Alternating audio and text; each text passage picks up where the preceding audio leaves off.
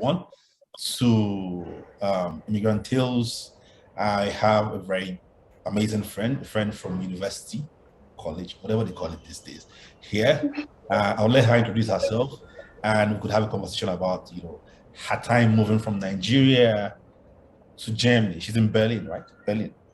No, I'm in Munich right now. Munich. Aha. So she gives us a bit more about, her move from Nigeria to Munich in Germany. So yeah, please, Phoebe, quick intro.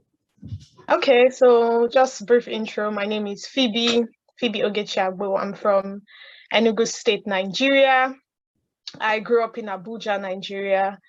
I have 6 siblings, and I did my bachelor at the University of Nigeria, Nsukka. Same with Lucius here, so that's how we met. Yeah, lion. And yeah. And then after my bachelor's, I did my NYSC in Benue State, moved to Lagos briefly to work. Then while I was working, I decided I wanted to do my master's. So I applied for a student visa to Germany, and I got admission to RWTH Aachen, which is like number 2 university in Germany. It's like one of the best, especially for tech. Yeah. That's okay. And and so I came to Germany, and actually September 1st will make it 5 years I've been in Germany. Whoa, 5! Yeah. That's amazing. Okay, yeah. 5 years. Actually, I arrived 1st of September 2017, and yeah, it's been a journey. So I still remember when I came to Germany. It was 1st of September, so you're kind of in that point where you're transitioning from summer to autumn, right? Yeah. And it wasn't that cold, but for me, coming from a very hot climate, it was cold, and I was literally wearing a winter jacket. I don't know if people saw me looking crazy in the train. I really didn't care, but it was cold for me, and I was wearing a winter jacket.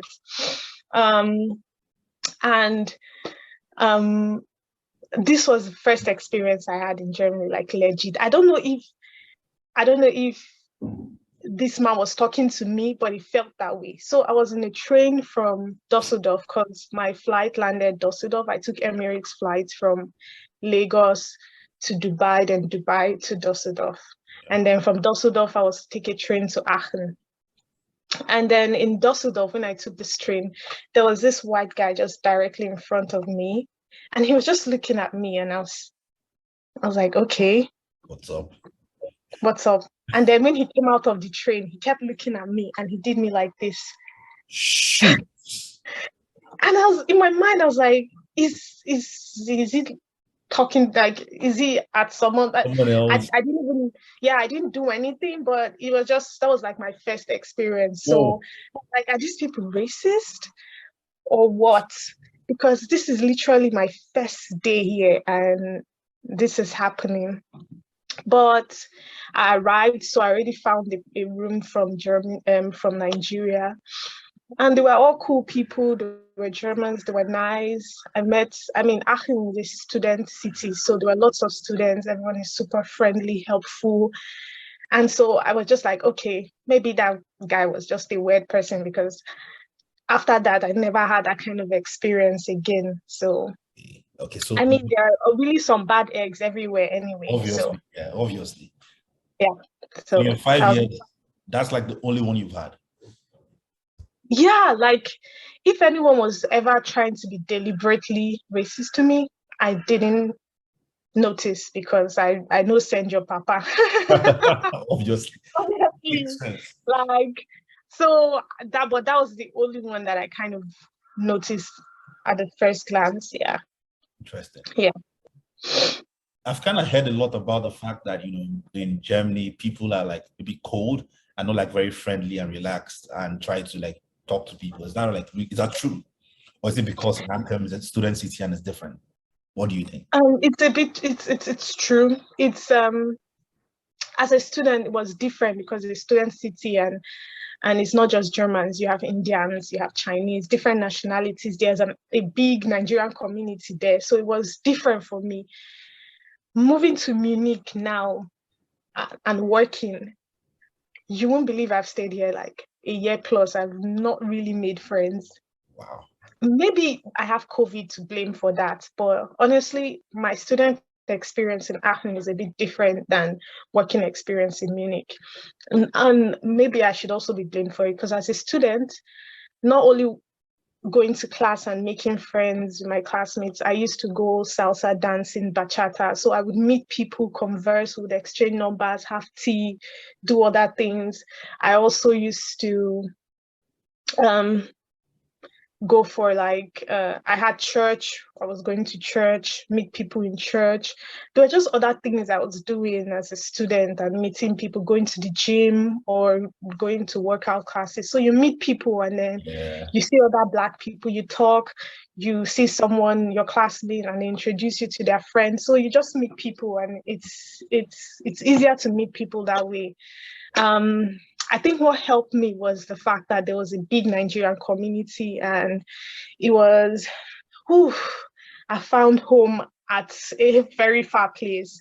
So you have Nigerians, and they meet maybe once a month, and then you make friends, and they introduce you to more people. They help you. They tell you, oh, if you want to do this, is how to do it. Like, you've seen people who have been in the system a long time, so you're not just alone at that point. So yeah, so I think if you're moving to a foreign country, the first thing you should do is to try to network with people. It doesn't have to be like from your community. You can also network with locals in that place. So as a student, there's this thing called B-Buddy, where you find another student who kind of welcomes you to the university and just shows you, okay, this is the administration office, this is this, this is this. So I had someone, even before coming to Germany, I found someone a month before, and she was not able to pick me from the airport, but then the next day we met up, and then she showed me, oh,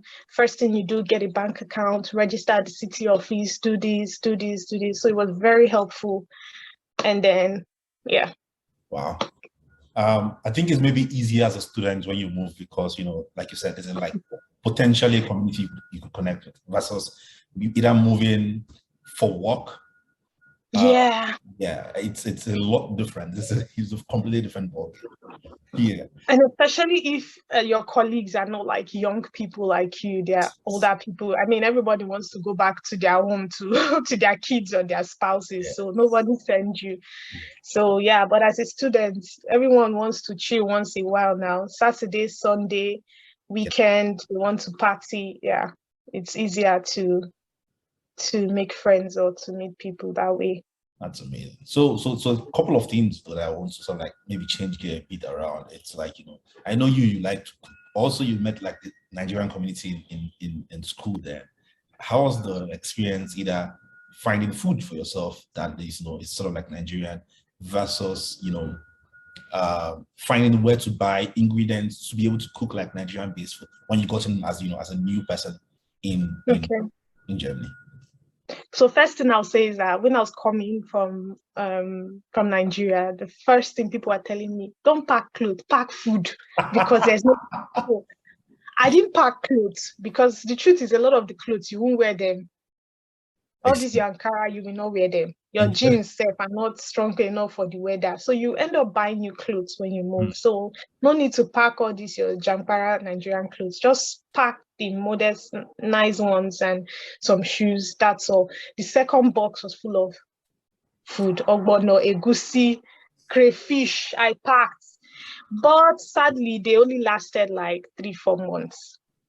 Okay. Now, when they finished, trying to find where to get them. So I told you there's this Nigerian community. So you ask questions. Oh, where do you buy Nigerian food here? And then they show you the place and you go, and it's like this small pack of crayfish is like €3 or €5, something that, it's not even up to 50 cents. Like if you convert it back to Nigerian money. But you just have to buy it, because me personally, I like Nigerian dishes. I'm not a fan of their food here. Same here. Yeah. I'm not a fan of their food. So I just had to spend the money and just buy it. So yeah. So it was not hard for me finding where to get Nigerian food because I had friends who told me where to get them. And Aachen had like a lot of African supermarkets or Chinese supermarket or Asian supermarkets where they sell African foodstuffs. So oh wow, that's exciting. That's interesting. Because I think just to give you like a brief about me, you know that I don't like to cook. I detest cooking. I like good food, but I don't know how to cook. So yeah. my mom, like I think you advised me, you gave me the same advice when I was moving. You told me I sort of I think I spoke to you about like traveling at some point, and you told me about the fact that I should just pack food. So I packed all the food that I can pack in one box, and I got here, and I only cooked soup one time, just one time. What? Yeah, it's sad. Well, I just cooked that soup. That's one time, and after that one time, I'm like, no, delicious. You have to find another way. And by God's grace, I found a Nigerian shop where they sell food here in Sao Paulo. Exactly. So, okay. you know what I did? I went to trade my food stuff for food for 3 months. Nice. Okay. Yeah. Nice. So I made a deal with them that, you know what, I'm going to give you my food stuff and I'm going to get access to food every day for at least the next 3 months. And they were like, cool, let's do it. Okay. And that was how I was able to get food for 3 months. And I started like buying food from there. Yeah, that's basically what I did. Well, yeah. Interesting. Well, lucky me, I like to cook my food because African restaurants here are very expensive. Very expensive. Well, it's cheap here. And like how much would you say like a plate of rice? A plate of food would be like around $3. Yeah. That's cheap. Yeah, very cheap. Oh no. It's quite maybe 10 euros. 7 to 10 euros in Germany here. It's pretty cheap here. It's amazing how cheap it was. I was surprised. I don't know how they do it. Okay. And then that's fine. Yeah. I mean, you can just say, oh, my budget for food but you can't eat their breakfast, lunch, dinner. Just maybe once a. I know. Yeah, because you'll be spending quite a lot on food then. I know. Yeah. It's crazy. But what I could do, let me just, for now, yeah, we'll figure out the other part of cooking later on. But for now, yes, that is my story. You understand? Yeah. So I think we could sort of like, jump into, I see you have like a really, really beautiful hair. I'm assuming you made it in Nigeria. I made it in Nigeria, yes. But like you, when you were like in Germany with hair, how was it for you? What's the story? How do you cope with it? Do you have people that make like your hair like you'll be done like this beautiful one that was made in Nigeria? So there are not a lot of African salons or African braiders. So the ones you find are really expensive. To make this can cost like almost 70 to 100 euros, which is quite a lot. Wow. So what I did was before moving to Germany, I learned how to make my own hair so that most times I would make my hair by myself. So I learned crochet, even how to fix weave, how to braid, and learned how to do all those things myself. So I could save the money I would spend on all of that.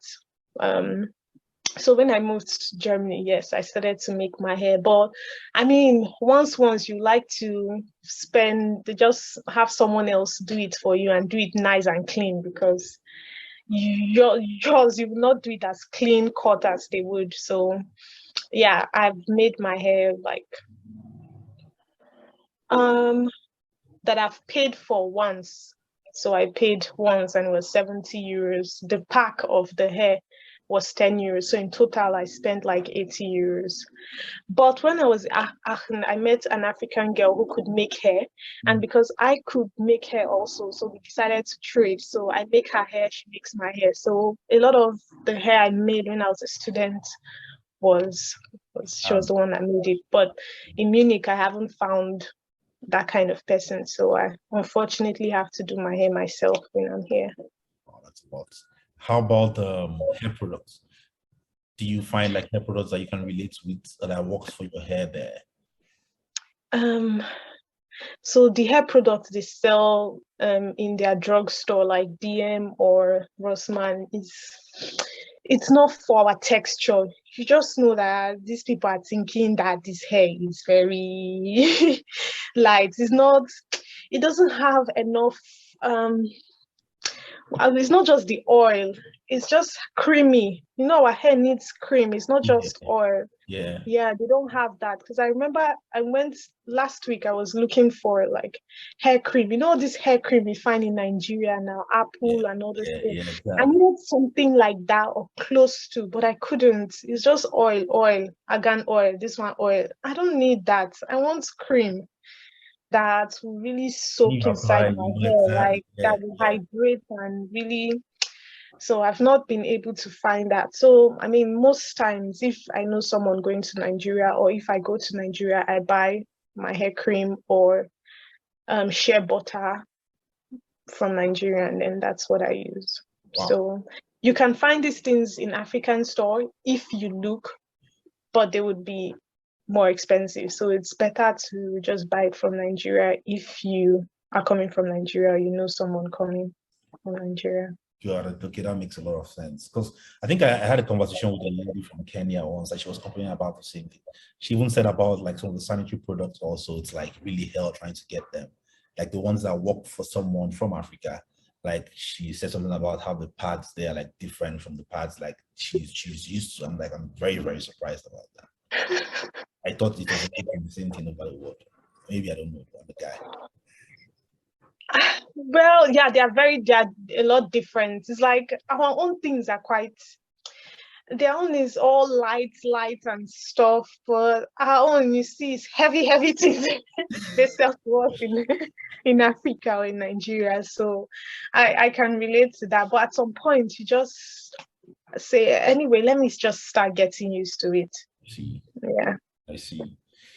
It's crazy because reality here is a lot of people that are traveling have no context about a lot of these things and like don't see how some of them could probably affect them in any way actually until they move and they start to sort of like understand that there's a lot of differences between their realities back home wherever they are to, you know, wherever it is they're migrating to. So it's like a lot of shocks for them. Like this is a very funny one. I spoke to some of my friends yesterday. One of them was like, he just moved to the UK. I think 2 weeks ago, and he said something about the fact that he has never trekked as much as he's trekked in the last 1 week in his whole life. Yes. That's another thing. Yeah, you become, you will walk. Yes. Are you serious? Yes. Wow. Okay, same thing. That's really interesting. That's super. But yeah, I think those are some of the interesting things. Another thing I sort of like would want to like talk to you about is maybe you want to talk a bit more about your process, you know, for getting like your visa, your scholarship.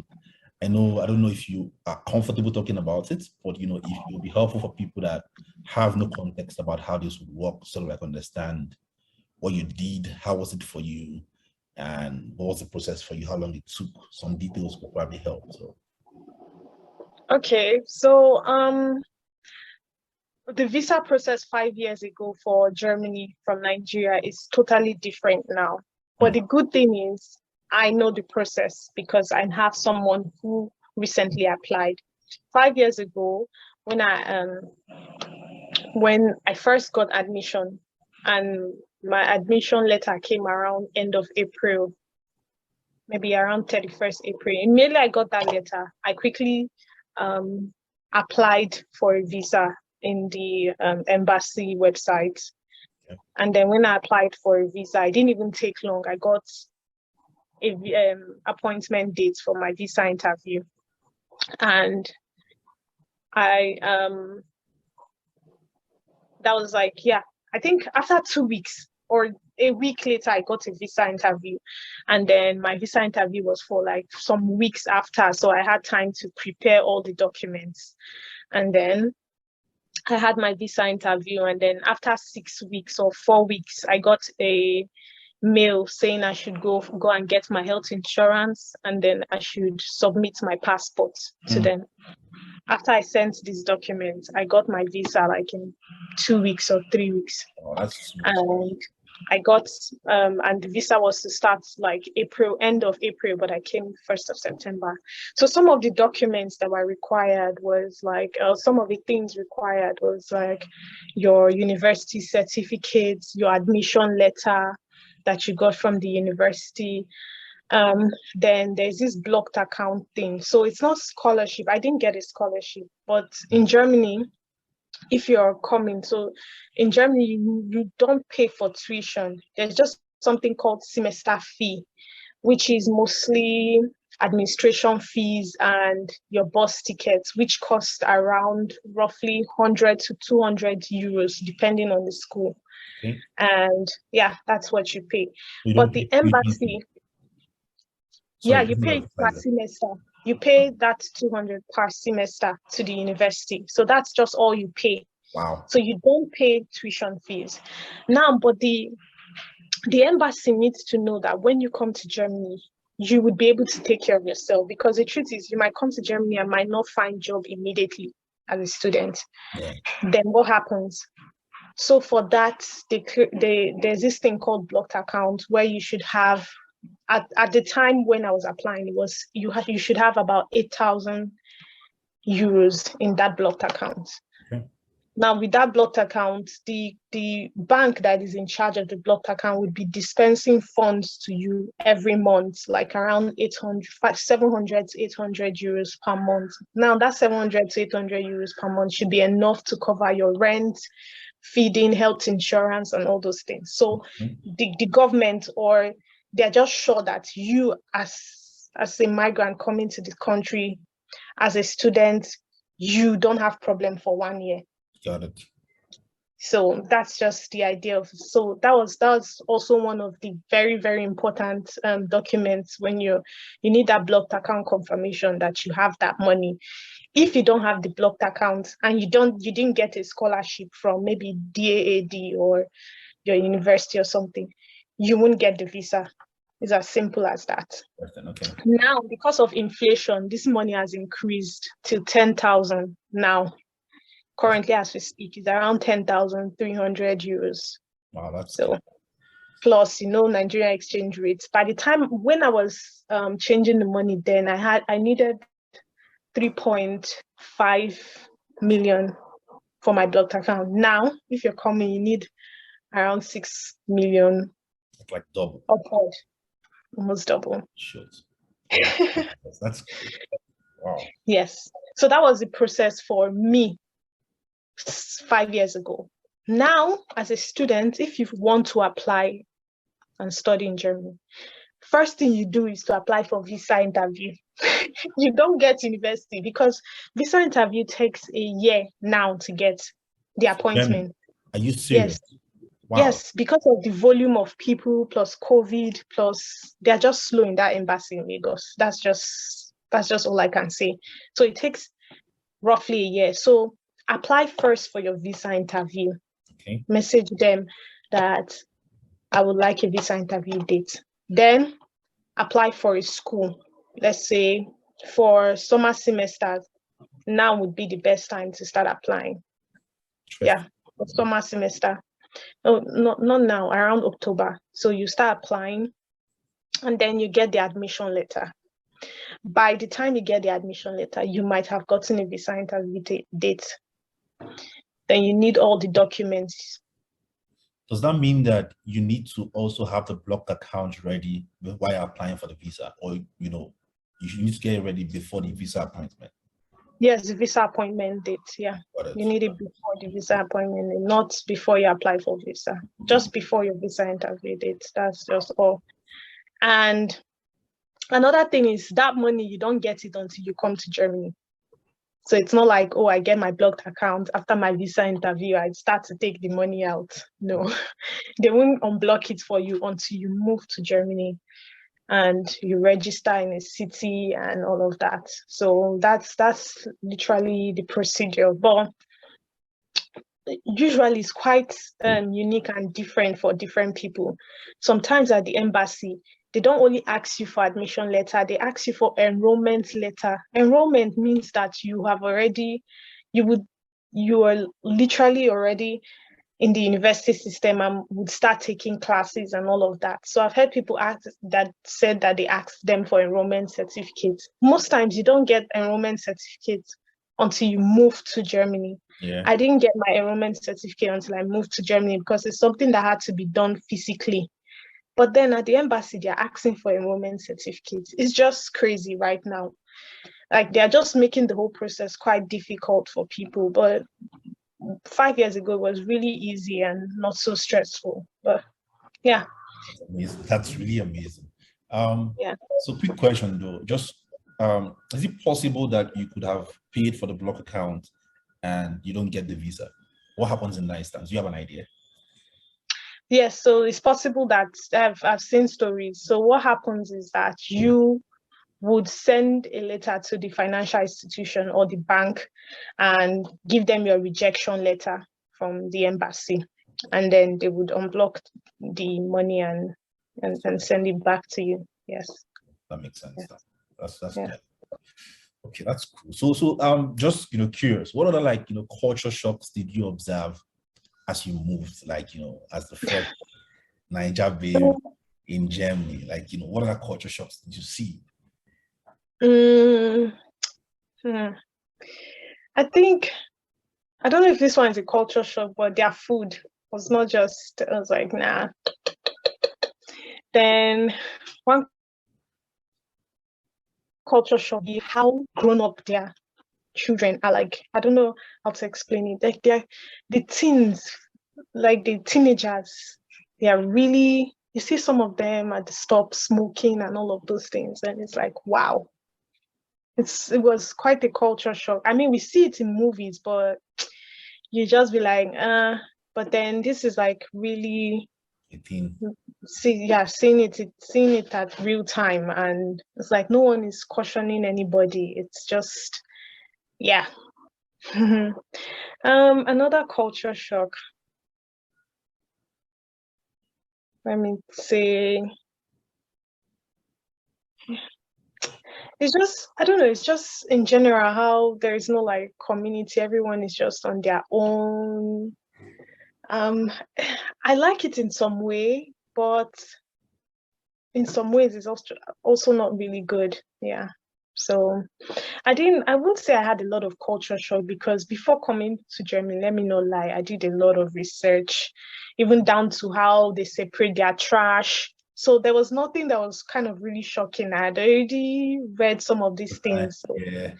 not, when I came out, even like, oh, where's plastic? Where's the bin for plastic? So I read these things. So I wasn't quite shocked. I just had to give you a list, because honestly, I wasn't really that shocked when I moved here. Yeah. Like, I'd researched a lot. It goes to show how detailed you are. Yeah? It goes to show how detailed you are, Phoebe.